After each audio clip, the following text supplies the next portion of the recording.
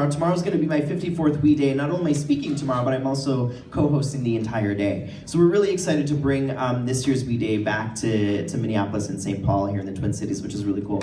For those who don't know who I am, my name is Spencer West, and I obviously don't have any legs. I was born with legs, but I had a genetic disease that caused the muscles not to work. So as a kid, they removed just below my pelvis so I could get around better. And after my surgeries, my family and I were told by the doctors that I would never sit up by myself, that I would never walk by myself, and that I probably wouldn't be a functioning member of society.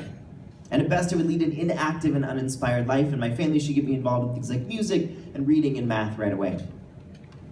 But my family and I refused to believe that. So we set out to prove to not only ourselves, but the rest of the world, that it could be just like everybody else.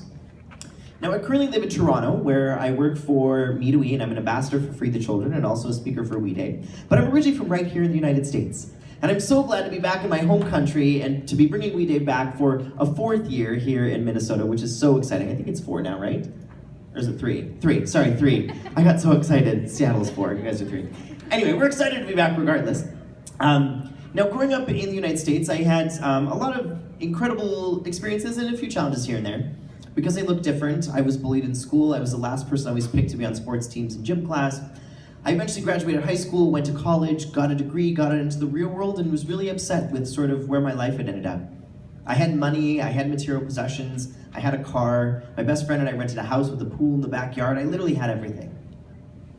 But it didn't make me happy. And I was looking for a job that only paid well, but also made the world a better place at the same time. And the job at the time wasn't doing that. So it was a couple of years ago that a good friend of mine called and invited me to go on a Me to We volunteer trip to Kenya to help build a school for Free the Children. And at first, I told my friend, I was like, look, you've lost your mind. Standing on my hands, I'm 2'7" tall. I'm pretty sure that's a snack to half the animals in Kenya. And I don't want to be Meals on Wheels, thank you. But I couldn't stop thinking about that conversation, and I realized that if I was truly going to start a new journey, I was going to need to step outside my comfort zone and take a risk. So in March of 2008, I went to Kenya. And it was a life-changing experience. I learned about the work of Free the Children. I learned about Craig and how he started the organization at 12 after reading a newspaper article. And we helped build a school, and the moment that changed everything for me is when we arrived at one of the new Free the Children schools. And all these kids came running out. We sat on the grass, and they asked me every question under the sun to get to know me. Where was I from? How did I get here? Where were my legs? Did I leave them in the United States? But at the end, after I'd answered all their questions, a young girl raised her hand. And she looked at me, and in Swahili she said, which is the language they speak in East Africa, Sukuje kyo kitu. Ingefanyika wazungu pia. And translated into English, she said, I didn't know that this sort of thing, meaning the loss of my legs, could happen to white people too. And that one phrase changed my entire journey. Now we recognize how I could use my story to only inspire other people to look at challenges differently, but to also get involved with something that they were passionate about. When I came back to North America, I couldn't go back to my normal life. It just seemed wrong. These people had quickly become my friends and family, and I owed it to them. I had to do something. So I literally packed up my entire life, which is still in my parents' basement in Wyoming, where I grew up, and I moved to Toronto to be an ambassador for social change, hopefully inspiring other folks to get involved with something that they care about as well. Well, the last couple of years, I've done a few campaigns like climbing Kilimanjaro and raising over $500,000 for clean water. We did something in Canada called We Walk for Water, where we walked between 2 cities in Canada. It was 300 kilometers, roughly 3/4 of a marathon every single day for 11 days. Following year, we got in a tour bus and drove across Canada, thanking students for the work that they've done. And last year, I had the incredible honor of going on tour with Demi Lovato, who was a good friend of mine who is involved with Free the Children. I'd hosted her in Kenya a couple of years ago. She wanted to bring social justice to her concerts. And since we became friends, she said, why don't you come join my tour and open for me every single night and talk about what we do at Free the Children and the work that she was doing as well. Now, one of the reasons that I wanted to get involved, the reason I tell you these things is I didn't want you to think I was cool. I wanted to do these things because I wanted to make a difference too. I mean, maybe the Demi Lovato thing, I want you to think I'm a little cool.